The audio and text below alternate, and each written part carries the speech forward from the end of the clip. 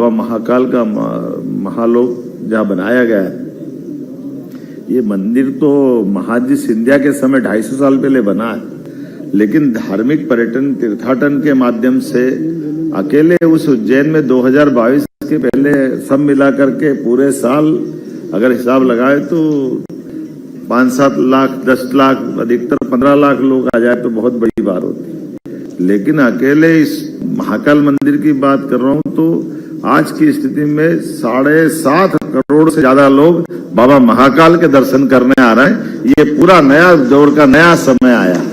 तीर्थाटन के माध्यम से पर्यटन और पर्यटन के माध्यम से कितने प्रकार से लोगों को रोजगार मिल रहा है। मैं यशस्वी प्रधानमंत्री के इस भाव के आधार पर कि कहीं हमारे विदेशी मेहमान आए तो कहीं तमिलनाडु के किसी देवस्थान पर उनके साथ, कभी सोचा ही नहीं था कि ऐसा भी होता है क्या, कि हमारे लिए तो आमतौर पर अधिकतम ताजमहल से आगे जाते नहीं थे, लेकिन ये बदलते दौर का समय है। आज के समय में हमारी इतनी विरासत की लंबी परंपरा है और ऐसे में पर्यटन विकास के क्षेत्र में खास करके रोजगार के अवसर भी मिल रहे हैं। और प्रधानमंत्री ने जो 2047 तक का टारगेट लिया है, ये $3 ट्रिलियन तक का जो कल्पना की है, वाकई अद्भुत है। मैं मध्य प्रदेश की अगर बात करता हूं तो मध्य प्रदेश के अंदर हमारे सभी क्षेत्रों में समान रूप से आज अगर हम भी सबसे तेज गति से इस दिशा में आगे बढ़ रहे हैं तो हमारे टूरिज्म सेक्टर को बढ़ाने के लिए बढ़ रहे हैं। मैं कल ही अपनी एविएशन पॉलिसी के माध्यम से टूरिज्म को भी आपको केवल जानकारी देना चाहूंगा कि अब मध्य प्रदेश के अंदर इंदौर से उज्जैन, ओंकारेश्वर, इंदौर हेली सर्विसेज हमारा ये बीते 1.5 साल का पहला प्रोजेक्ट था। इतना ही नहीं, हमारे अंदर राज्य के अंदर भी अंतर्वर्ती विमानन सेवाओं के आधार पर हमारे सभी पर्यटकों को आने जाने के लिए और अंतर्राष्ट्रीय विमान की सेवाओं के लिए पर फ्लाइट 15 लाख रुपया हमारी सरकार के माध्यम से दे रहे हैं, ताकि पर्यटन का हमारा अपना जो व्यवसाय का क्षेत्र है इसमें सभी की संभावना दे। इतना ही नहीं, इसके साथ साथ बहुत सारे प्रकार के अंदर की अच्छी बातें हैं। लेकिन अब तो आप भी खुद भी समाचार पत्रों के माध्यम से भी कोई एक सेक्टर नहीं, टूरिज्म के माध्यम से लगभग 100 साल पहले एशिया में चीता जीता था, लेकिन अब चीता दौड़ते दौड़ते आपके राजस्थान भी पहुंच रहा है। ये मध्य प्रदेश के अंदर हमारे अपने उस वन्य प्राणी पर्यटन के आधार पर जो बड़ी पैमाने पर संभावना चंबल के क्षेत्र में भी ला रहा है। और भोपाल के अंदर, भोपाल से लगा करके सभी सेक्टर में अगर आप अपनी होटल डालने जाएं तो मैं गोवा के चीफ मिनिस्टर मेरे मित्र हैं, उनसे मैंने बात की क्या होटल व्यवसाय में क्या मदद करते हैं। तो उन्होंने कहा कि मैं होटल अगर कोई डालेगा 100 कमरों की, अगर 100 करोड़ की, तो आप कुछ देते हो कि नहीं देते हो। बोले नहीं, हम तो कुछ नहीं देते, बड़ी मुश्किल से लाइसेंस देते हैं। हमने कहा हमारे यहाँ आ जाओ, 100 करोड़ में 30 करोड़ का माफ हमारे यहाँ देते हैं। बोले ऐसा मत बोलना, नहीं तो हमारे गोवा वाले तुम्हारे यहाँ जाने लग जाएंगे। हमने कहा हमको कोई परेशानी नहीं, सभी सेक्टर में समान रूप से बिजली से लेकर भूमि की उपलब्धता तक और हर एक क्षेत्र में बढ़ने के लिए हर एक स्थान पर, यहाँ तक कि होम स्टे के आधार पर भी अब हमारे हर एक सेक्टर में, क्योंकि बहुत सारे ऐसे सेक्टर हैं जहां हमारे लिए बड़े भवन बनाने के लिए एक चुनौती भी है, लेकिन फिर भी सभी क्षेत्रों में बढ़ावा देने के लिए हमारी सरकार के माध्यम से लगातार हम काम कर रहे हैं। और मैं इस अवसर पर खासकर ये इतना बताना चाहूंगा, एक वर्ष में 13 करोड़ से ज्यादा टूरिस्ट हमारे राज्य में बीते वर्ष आए हैं। जरा आप बात कर रहा हूं तो आनंद आना चाहिए, हाथ बात खोल के ताली बजा करके टूरिज्म वालों की बात कर रहा हूं तो मुझे आनंद आना चाहिए। मैं शैलेश भाई की तरह तो कविता नहीं सुना सकता हूं, लेकिन मेरी बात के साथ समर्थन तो मांग ही सकता हूं। मुझे मालूम है कि टूरिज्म वाले देते तो दिल खोल के ही देते, वो कंजूसी नहीं करते।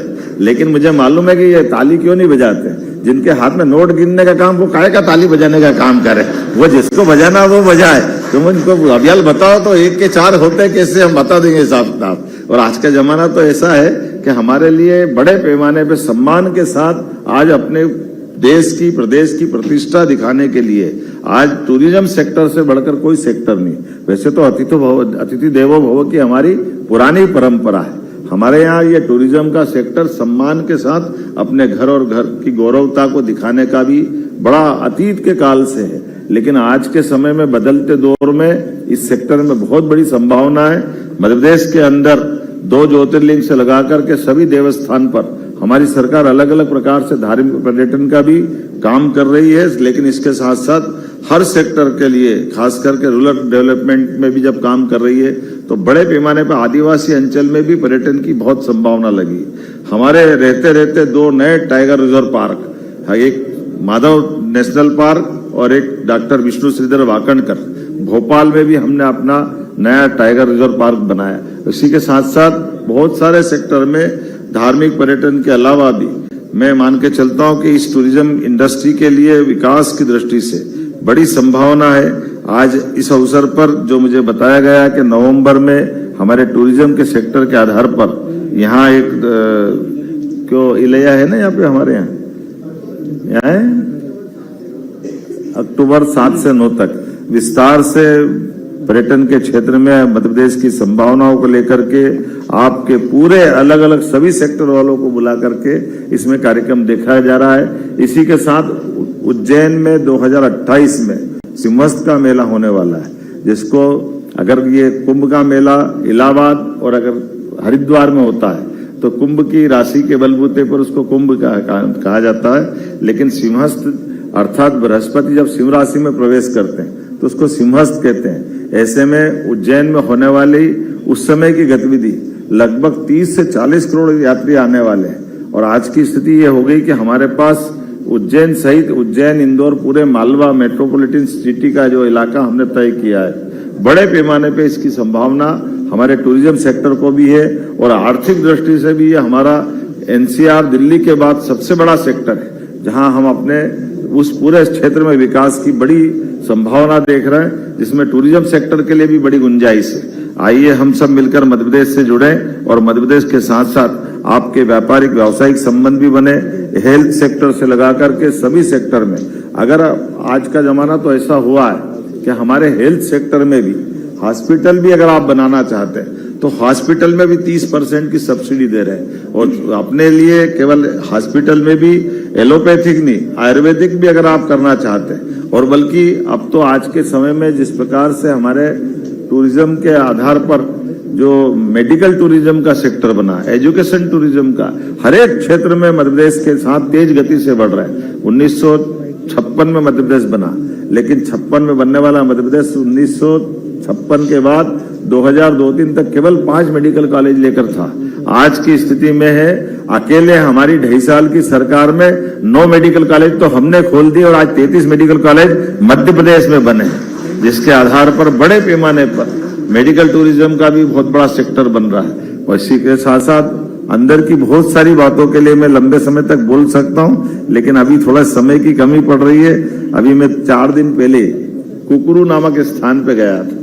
कुकुरू ये हमारा वाकई पचमढ़ी के बाद ये सबसे अच्छा सेक्टर है, लेकिन इस सेक्टर के अंदर भी 1945 में काफी के वृक्ष लगाए थे और काफी के किसानों को आय दिलाने के लिए शुद्ध चाय के बजाय कॉफी हमारे यहाँ मध्य प्रदेश में उत्पादित होती है। ये बड़ा नया सेक्टर भी, लेकिन रिलीजियस के साथ रूरल टूरिज्म के लिए भी बड़ी संभावना का आदिवासी अंचल का क्षेत्र है, जहाँ प्रातः काल का सूर्योदय और सूर्यास्त वो अद्भुत दिखाई देता है। खास एक और बात, जैसे ग्रीनविच लंदन के पास का स्थान सब परिचित है, लेकिन ग्रीनविच में समय की गणना अगर अपनी घड़ी से देखा जाए तो रात को 12 बजे हमारे यहाँ समय बदलता है। ये हमारी परंपरा नहीं, 300 साल पहले तक समय गणना का जो सबसे शुद्ध केंद्र था वो भारत था, और भारत में वो स्थान काल गणना की नगरी मतलब समय की नगरी उज्जैनी से था। बाद में हम कमजोर हुए, फ्रांस का समय आया तो 50 साल तक फ्रांस की राजधानी पेरिस से वो समय की गणना होती रही। उसके बाद जब अंग्रेजों का समय आया तो 250 साल से ग्रीनविच से वो समय का स्टैंडर्ड टाइम तय होता है। लेकिन सच में वैदिक घड़ी के आधार पर आज के समय में समय गणना का केंद्र वापस भारत आ रहा है, और भारत की बात का समर्थन करने के लिए आसपास के सारे साउथ एशिया के देश और उससे आगे बढ़कर यूरोप तक के भी कई देशों ने इस बात को स्वीकार किया कि वाकई समय गणना की दृष्टि से वापस भारत की तरफ आना पड़ेगा। जब मैं आपसे बात कर रहा हूं तो ऐसे कई सारी चीजों के लिए, इसलिए 5 वेधशालाएं लगभग राजा जयसिंह द्वारा 250 साल पहले खोली गई थी जिसको जंतर मंतर कहते हैं। उसमें दिल्ली है, आपका जयपुर है, मथुरा है, उज्जैन है। लेकिन आज के समय में ऐसी ऑब्जर्वेटरी उज्जैन में बना करके हम वापस समय गणना का वो केंद्र का पुराना समय भी लाना चाहते हैं। इसलिए सभी प्रकार की ऐसी बहुत सारी गतिविधि जो विज्ञान आधारित है, इसलिए साइंस पार्क भी बना रहे हैं, साइंस सिटी भी बना रहे हैं और स्टैंडर्ड टाइम से लेकर ऐसे कई विषय खड़े कर रहे हैं जो भविष्य की दृष्टि से अपने आप में टूरिज्म का भी बड़ा महत्व का केंद्र रहेगा। आइए हम सब मिलकर के यशस्वी प्रधानमंत्री के नेतृत्व में एक बार फिर अपनी विशेषताओं को लेकर दुनिया के बीच जाएं और जो हमारा मूल वेद वाक्य है, सर्वे भवन्तु सुखिनः सर्वे सन्तु निरामया, हमारी वेद कालीन उस सनातन संस्कृति के बलबूते पर उनकी अच्छाइयों को भी बांटें और हमारे माध्यम से कई लोग जीवन में अपने खास करके घर से निकला हुआ कुछ समय आपके साथ गुजारते हुए जीवन भर वो स्मरण करें। लेकिन स्मरण करते करते इस व्यवसाय से जुड़े लोगों के लिए भी आर्थिक समृद्धि का भी कारण बने और एक दूसरे के साथ भारत के लिए ये जो आपका महत्व का व्यवसाय है, ये महत्व के व्यवसाय में जीवन भर स्मरणीय रहेगा। एक बार कोई कहीं आता है तो उसको बार बार आने की ललक बनती है। उसमें परमात्मा ने इस व्यवसाय से जुड़े हुए लोगों को मौका दिया है। ऐसे में आप सबके प्रति शुभकामना देते हुए अपनी बात को समाप्त करता हूं। बहुत बहुत धन्यवाद। भारत माता की जय।